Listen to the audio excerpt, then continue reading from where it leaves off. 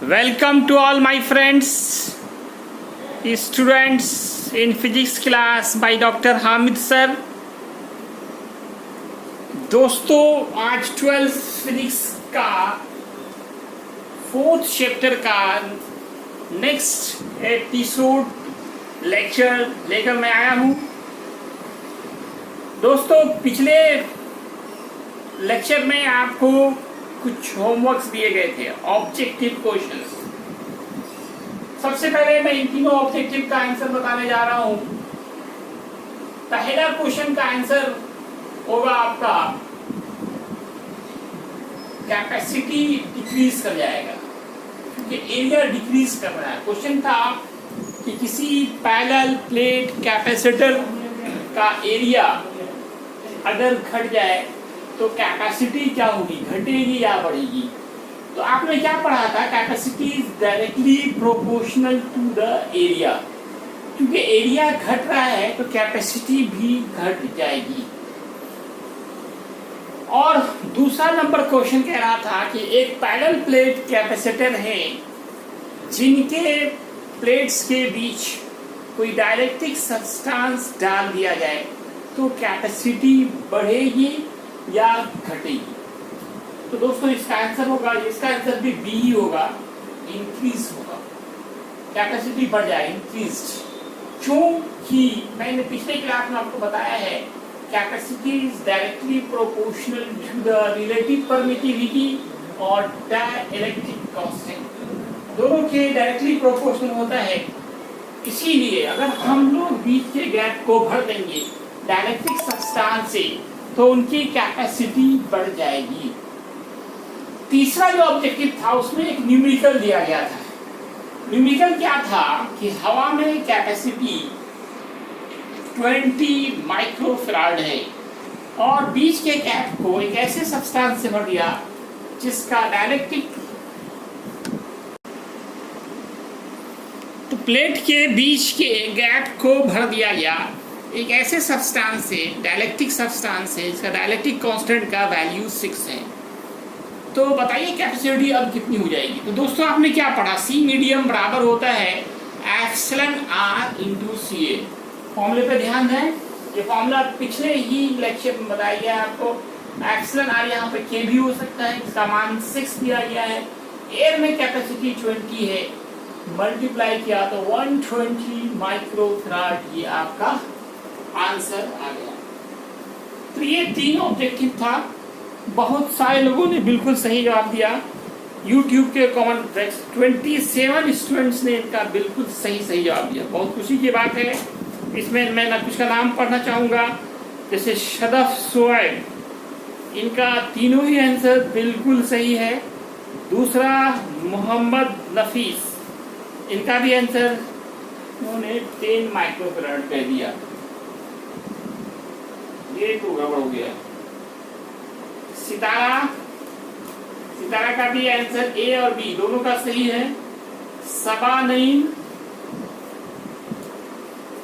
इनका दूसरा गलत है, फर्स्ट और थर्ड सही है। मंजर आलम, इनका तीनों सही है, वेरी गुड। शुएब आलम, इनका फर्स्ट सही है, सेकेंड गड़बड़ है दोस्तों। इसके बाद नाज़नीन बेगम, इनका पहला था सही, दूसरा भी सही और तीसरा भी सही, वेरी गुड, एक्सीलेंट। इस तरह से नफीस, इनका भी पहला सही, दूसरा सही, तीसरा भी सही, वेरी गुड नफीस। जिलानी का भी पहला सही, दूसरा सही, तीसरा भी सही, एक्सीलेंट जिलानी, लगे रहो। सदफ नगमा, इनका पहला सही है, दूसरा गलत हो गया, तीसरा भी गलत है। और मैं पढ़ रहा हूं नाम, सदफ नगमा, जिलानी, नुसरत जहां, इन्होंने थर्ड का सॉल्यूशन दिया था, मैंने सॉल्यूशन कर दिया है, सॉल्यूशन मांगा था इन्होंने। तो देखिए आप, सॉल्यूशन यही होगा, C medium is epsilon r into C A, सिर्फ मल्टीप्लाई करना है। नुसरत जहां देख लीजिए आप, जिलानी, और जिलानी ने नुसरत जहां को इसका ट्रिक बताया था, very good Jilani. Sadaf Nagma,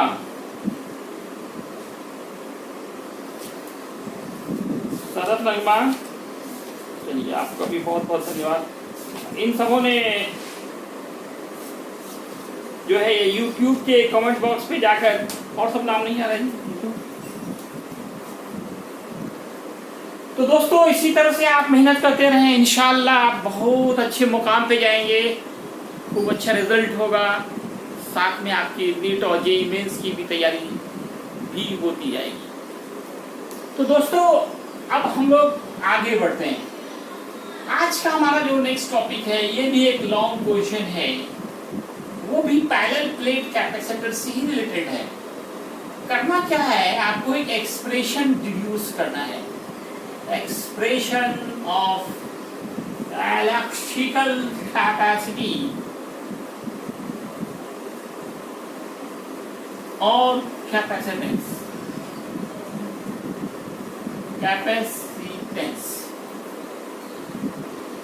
capacitance of parallel plate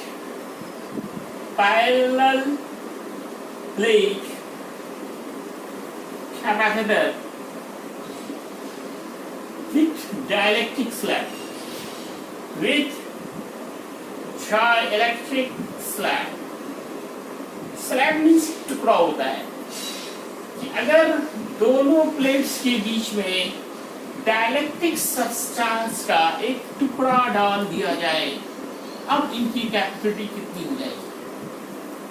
it is most important long type question. 2019 में ये 5 मार्क्स का लॉन्ग क्वेश्चन था, बार बार रिपीट होते रहते हैं। तो करना क्या है, आपको फिर वही काम करना है जो पिछले क्लास में किया था, expression of capacity of parallel plate capacitor. लेकिन यहाँ पे थोड़ा सा परिवर्तन हो गया। मैं इसको पहले फिगर बनाना चाहूंगा, फिगर देख लें। तो पैरेलल प्लेट्स को आप लेंगे ही, पैरेलल प्लेट कंडेंसर है, दो पैरेलल प्लेट्स लेंगे और इनके बीच में एक टुकड़ा डायलेक्ट्रिक सब्सटेंस का पुट करेंगे। एक डायलेक्ट्रिक स्लैब पुट करेंगे। ये दोनों प्लेट का जो एरिया है उसको A मानेंगे। इनके बीच का जो गैप है उसको D मानेंगे। इनका जो थिकनेस है, ये जो डायलेक्ट्रिक स्लैब डाला गया, इनका थिकनेस को T माना जाएगा। ये जो आप शेडेड देख रहे हैं, यही आपका एक डायलेक्ट्रिक सब्सटेंस का एक टुकड़ा है। व्हाट इज डायलेक्ट्रिक सब्सटेंस, है ना। अफसोस की बात है, कल से बोल रहे हैं लेकिन किसी ने पूछा नहीं, है ना, कि डायलेक्ट्रिक सब्सटेंस क्या होता है। ये substance through which electric current doesn't pass but electric charges can be developed, जिससे करंट तो फ्लो नहीं होगा, एक तरह से बैड कंडक्टर ही होगा, लेकिन उसके अंदर एक स्पेशल प्रॉपर्टी होगा कि जब उसे किसी इलेक्ट्रिक फील्ड में आप डाल देंगे तो उसमें चार्जेस डेवलप हो जाते हैं। तो दोस्तों इस फिगर में जो किया आप उसको लैंग्वेज खुद से बनाने का कोशिश करें। क्या किया, मान लिया, लेट मानना से शुरू करते हैं, ये parallel plate capacitor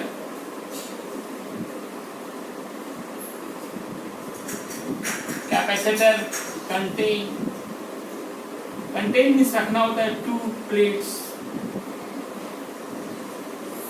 of surface area A at D distance। An electric slab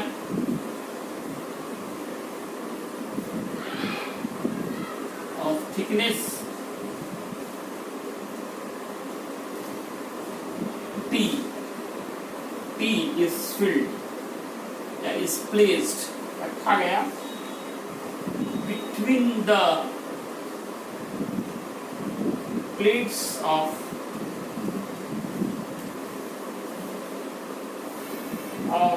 capacitance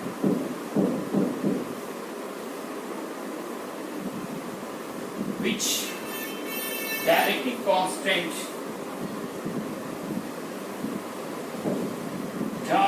dielectric constant पहला ही चैप्टर में हमने पढ़ा है डाइलेक्ट्रिक कांस्टेंट और इसका दूसरा नाम रिलेटिव परमिटिविटी है और रिलेटिव परमिटिविटी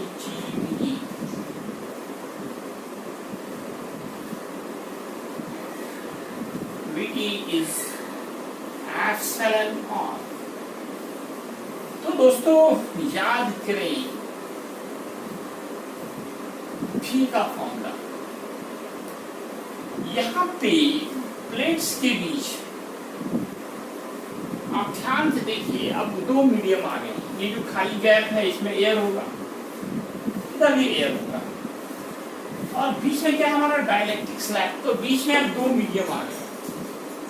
जब दो मीडियम है ऐसे कंडीशंस में हमारा दो पोटेंशियल डिफरेंस होगा, one for air and second for dielectric slab. Slab means टुकड़ा, डाइलेक्ट्रिक स्लैब डाइलेक्ट्रिक सब्सटेंस का एक टुकड़ा को प्लेट्स के बीच पुट किया गया है। तो यहाँ पे चूँकि दो मीडियम है इसलिए दो पोटेंशियल होगा, एक एयर के लिए जिसको V1 कहेंगे, दूसरा डाइलेक्ट्रिक स्लैब के लिए इसे V2 कहेंगे। V बराबर हो गया V1 प्लस V2। क्यों? देखिए दोस्तों, देखिए पोटेंशियल स्केलर क्वांटिटी है इसलिए टोटल निकालने के लिए यहाँ पे ज़्यादा कुछ करना नहीं है, दोनों को आपको जोड़ देना है। दो मीडियम में दो पोटेंशियल होंगे, दोनों को जोड़ देंगे। इसे आप अच्छे से नोट करें। अब मैं आता हूँ बोर्ड दिखाने के बाद।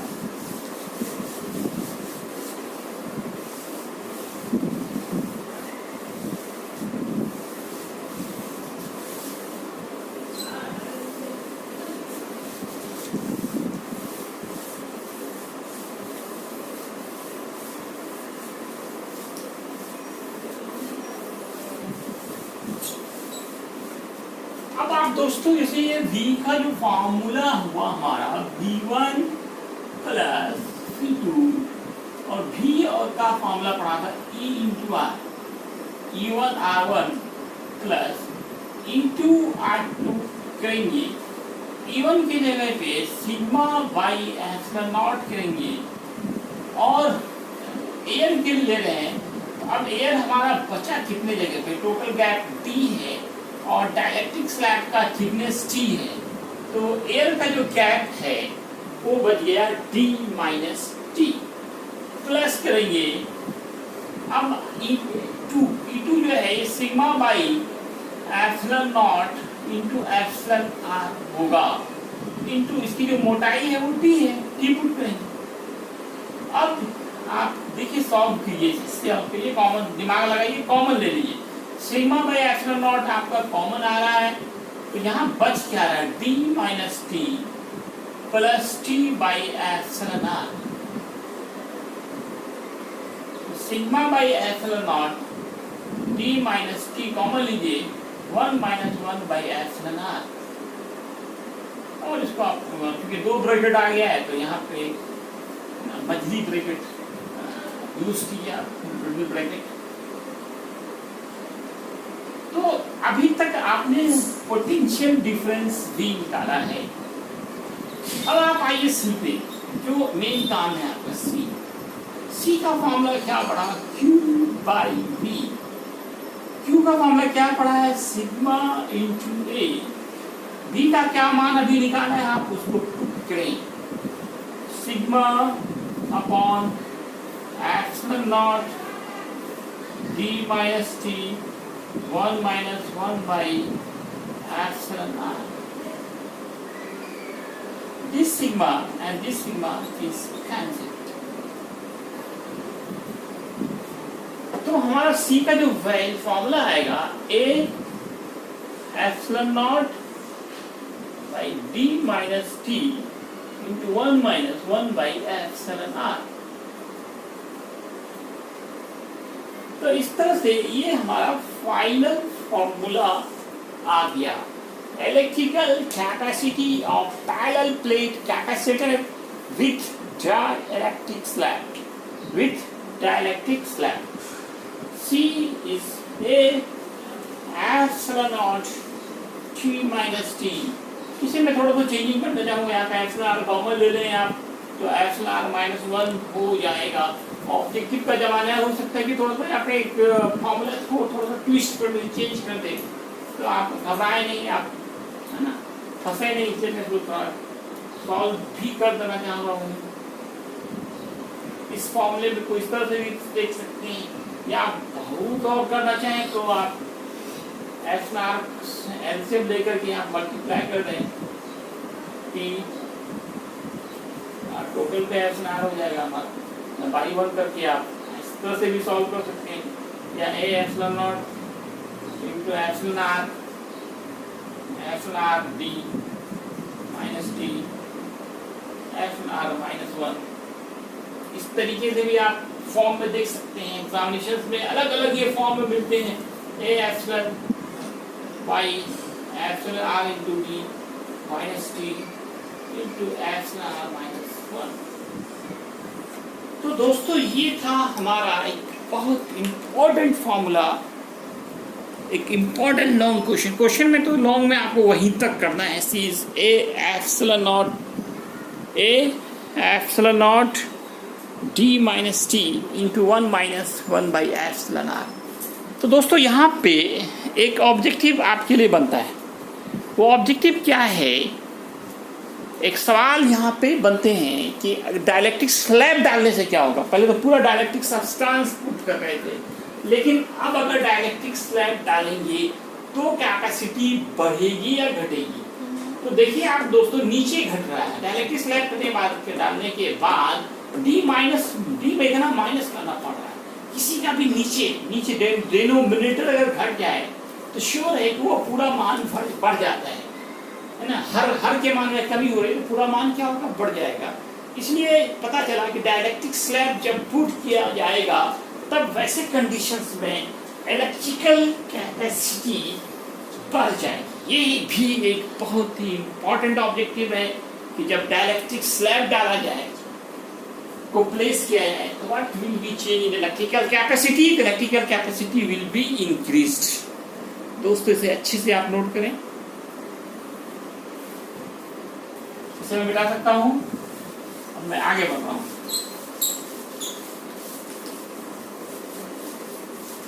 तो ये था हमारा पैरेलल प्लेट। पहले पैरेलल प्लेट कैपेसिटर सबसे इंपॉर्टेंट है। 3 तरह के जो कैपेसिटर बताए गए, इन तीनों में सबसे इंपॉर्टेंट आपका ये पैरेलल प्लेट कैपेसिटर ही है। अब हम लोग दोस्तों दूसरे पे आते हैं। दूसरा जो हमारा कैपेसिटर है उसका नाम याद होगा आपको, स्फेरिकल कैपेसिटर और कंडेंसर।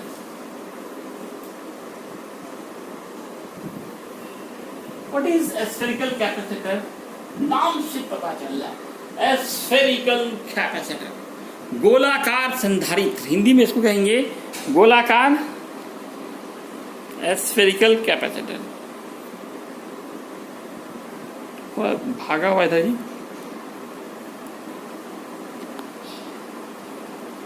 ठीक है दोस्तों। अब हम लोग दूसरे लॉन्ग क्वेश्चन पे आ रहे हैं। ये भी एक लॉन्ग क्वेश्चन है आपके लिए, इसका डिफिनीशन और इसकी कैपेसिटी का फॉर्मूला। सबसे पहले हम लोग डिफिनीशन इंट्रोडक्शन देखते हैं। आइए चलते हैं हम लोग स्फेरिकल कैपेसिटर पे।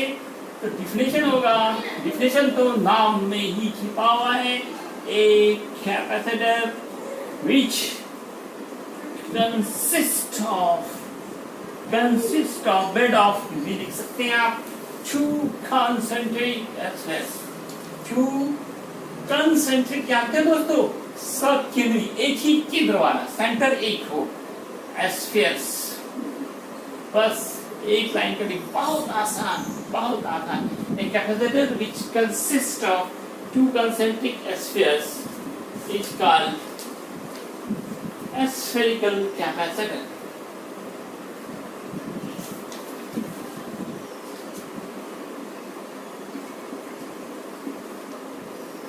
अब हम लोग इनका एक्सप्रेशन यूज करेंगे, उसी में फिगर भी आ जाएगा हमारा। एक्सप्रेशन ऑफ कैपेसिटेंस कहा जाए या कैपेसिटेंस, या इसका दूसरा नाम क्या बना, इलेक्ट्रिकल कैपेसिटेंस। उनको बार बार लिखना पड़ता है, कहीं एग्जाम में आप लोग फंस न जाए, इसलिए हमको बार बार दोनों नाम लिखना पड़ता है।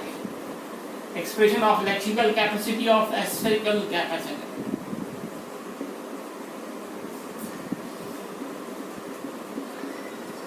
तो ये भी बहुत ही आसानी से आप प्राप्त कर सकते हैं। तो किसी स्फेरिकल कैपेसिटर में होते क्या है, तो आप डिफिनेशन से ही देखा कि दो स्फीयर्स होंगे और दोनों का सेंटर एक ही होगा। There are two spheres, concentric spheres, concentric मतलब एक ही सेंटर वाला, दो स्फीयर्स दोनों का सेंटर सेम, सेंटर दोनों का एक ही होगा। इस फिगर में आप देख सकते हैं दो स्फीयर्स हैं और दोनों का सेंटर एक ही है। मैं इसको फिर से मिटा के बना रहा हूँ। दो स्फीयर्स बनाए आप और दोनों का सेंटर एक ही ले लें। मैं इसे दो भाग में बांटता हूँ। एक स्फीयर है, एक अंदर में भी ले सकते हैं आप। एक पे चार्ज आप देते हैं, इसका रेडियस आप R1 मान लें। ये दूसरा स्फीयर जो है इसका रेडियस R2 मान लें। इस पे अगर आपने Q चार्ज दिया है, इस पे इंडक्शन से नेगेटिव चार्ज डेवलप होगा।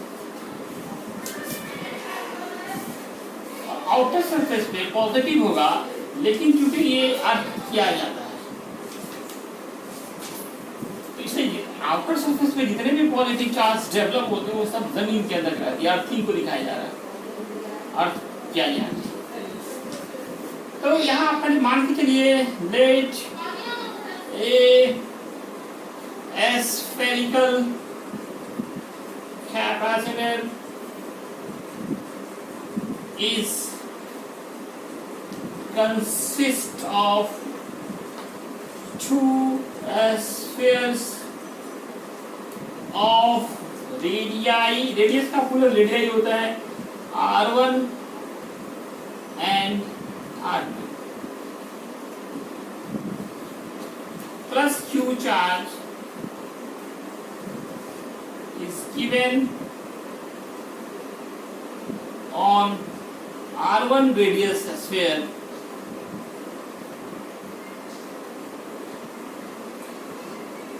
while minus Q charge is developed on R2 sphere charge, sphere R2 radius sphere, R2 radius sphere.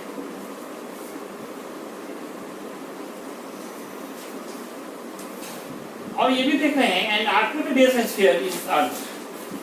R2 radius sphere is Earth.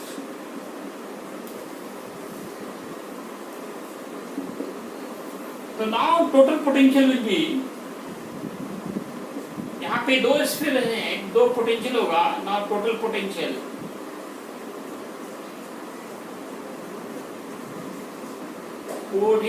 दो चार्ज, दो स्फीयर हैं तो दो पोटेंशियल होगा। एक को लिखेंगे V1 और दूसरे को लिखेंगे V2। पोटेंशियल फ्री में बार बार कहता हूँ ये स्केलर क्वांटिटी है और स्केलर को छोड़ना बिल्कुल आसान होता है। यहाँ पे कोई नियम नहीं लगाना, सीधा दोनों को जोड़ देना है। दो स्फीयर दो पोटेंशियल, एक पे आप चार्ज लिखें प्लस Q है और दूसरे पे क्या है माइनस Q है। ये फिगर ही स्फेरिकल कैपेसिटर का फिगर है। स्फेरिकल फिगर का बनाना, तो इसमें कभी कभी ऐसा भी हो सकता है, इससे मैंने चार्ज अंदर वाले पे दिया है और बाहर वाले को अर्थ किया है। कभी उल्टा भी हो सकता है, वो आपको खुद से भी करना है क्या कि हम अंदर वाले पे चार्ज दें, ये बाहर वाले पे चार्ज दें और अंदर वाले को अर्थ कर दें। दोनों कंडीशंस में होते हैं, लेकिन ज्यादातर जो कॉमन है वो अंदर वाले स्फीयर पे चार्ज सप्लाई किए जाते हैं और बाहर वाले स्फीयर को अर्थ कर दिया जाता है। तो दोस्तों आपने क्या देखा, दो पोटेंशियल आया, एक V1 एक V2। किसी स्फीयर के लिए तो V का फॉर्मूला था, याद है ना दोस्तों, 1/4πε0 Q/r, R1 करेंगे। दूसरे में 1/4πε0 -Q/r2 करेंगे। रेडियस देखा जाए, ये जो इस पे प्लस Q चार्ज, इस पे ये डेवलप हुआ माइनस Q चार्ज,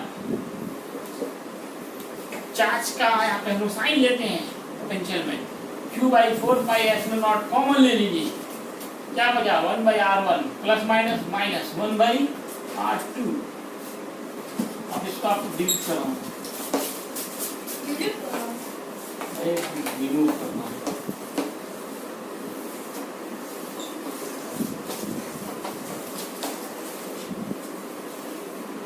तो अभी तक आपने पोटेंशियल निकाला है, यही पोटेंशियल डिफरेंस भी हो जाएगा क्योंकि अर्थ का पोटेंशियल 0 होता है। हमने अर्थ किए हुए दूसरे को, यहाँ आंसर दे रहे हैं R1 R2 होगा, फिर यहाँ क्या होगा R2 - R1।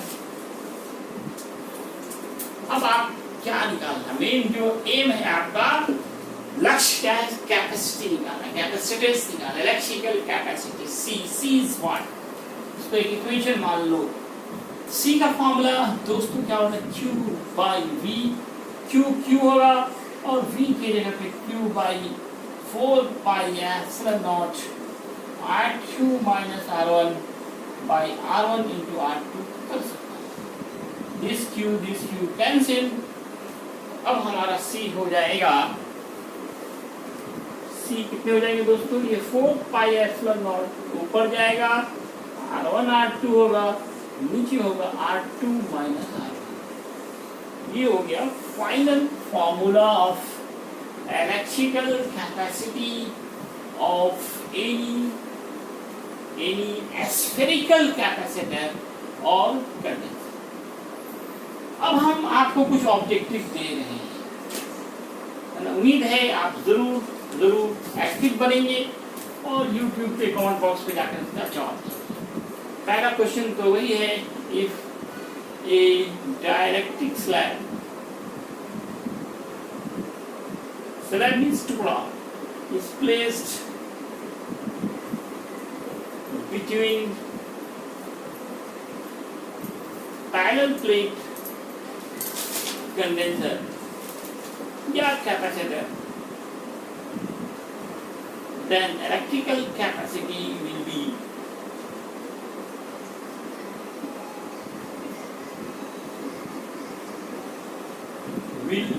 कितने हो जाएंगे दोस्त, will be नंबर ए में है decreased, बी में है increased, no change सी में है,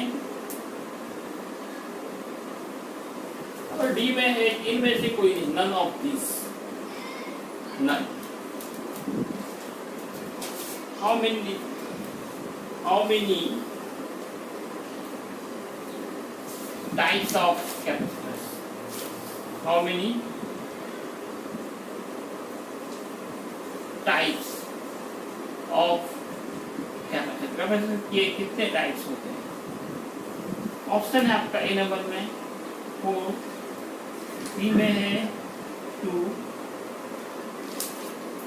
डी में है आपका 3, सी में है 2, डी में है 1।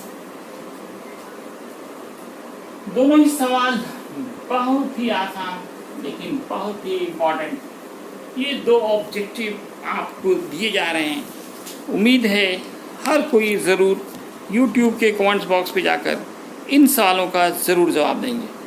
दोस्तों एक बार फिर से आपसे रिक्वेस्ट करना चाहूँगा, ज़्यादा से ज़्यादा लाइक करें, शेयर करें, सब्सक्राइब करें। लाइक करने में बड़ी कंजूसी कर रहे हैं आप लोग, हाँ, एक वीडियो 300-400 वीडियो में देख रहे हैं और लाइक बहुत कम होता है। कहाँ लाइक की कमी होती है, इसको भी आप हमसे साझा करें। धन्यवाद।